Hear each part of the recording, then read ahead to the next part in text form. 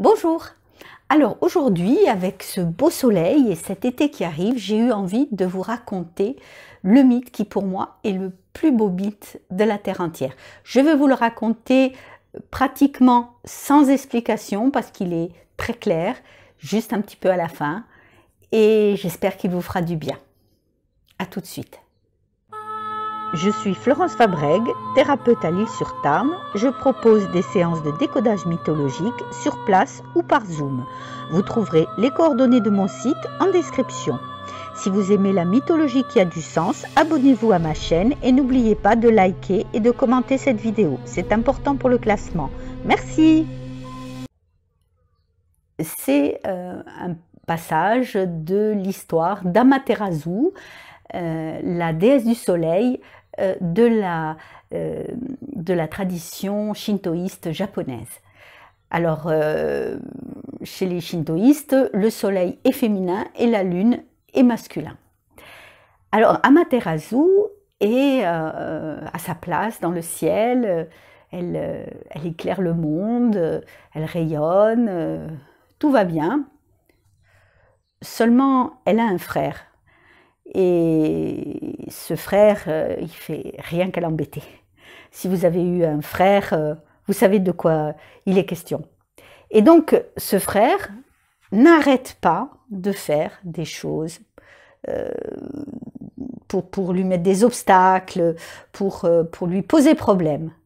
Et un jour, il fait une chose vraiment, c'est plus possible. Et là, Amaterasu est complètement découragée, elle n'a plus envie d'être là, de rayonner, et elle descend sur terre, rentre dans une grotte, ferme avec une grosse pierre, et reste là, dans sa grotte. Seulement, le problème, c'est que c'est la déesse du soleil, et sans soleil, pas de lumière, et sans lumière, rien ne pousse. Donc la terre commence à dépérir, et ça ne va pas. Alors les kami, qui sont les esprits de la nature, alors ils sont des milliers, se réunissent et commencent à discuter comment on va faire pour faire revenir Amaterasu à sa place. Et ils réfléchissent, ils discutent, et finalement, il y a une kami qui a une idée. Et elle se met à danser en faisant beaucoup de bruit sur un baquet en métal. Et elle danse en tapant du pied, en tapant du pied, en tapant du pied. Alors Amaterasu, dans sa grotte, elle entend ce bruit, elle se dit tiens, qu'est-ce que c'est? Bon, comme elle s'ennuie un peu peut-être, elle s'approche de la sortie et elle passe la tête par une ouverture. Et là, les kami ont mis un miroir. Et quand Amaterasu passe la tête dans l'ouverture, elle se voit. Et là, elle est émerveillée. Elle est magnifique, elle est d'une beauté extrême, elle est splendide, elle est rayonnante, elle est merveilleuse. Et là, elle prend conscience qu'elle ne peut pas continuer à rester dans sa grotte, qu'elle ne peut pas priver le monde de sa beauté.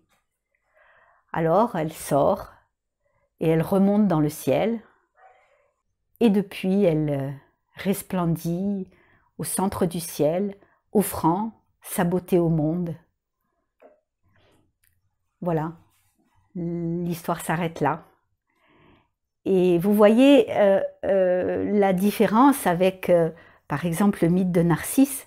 Narcisse se regarde et il reste prisonnier de son image, il s'aime lui-même, et donc il en meurt.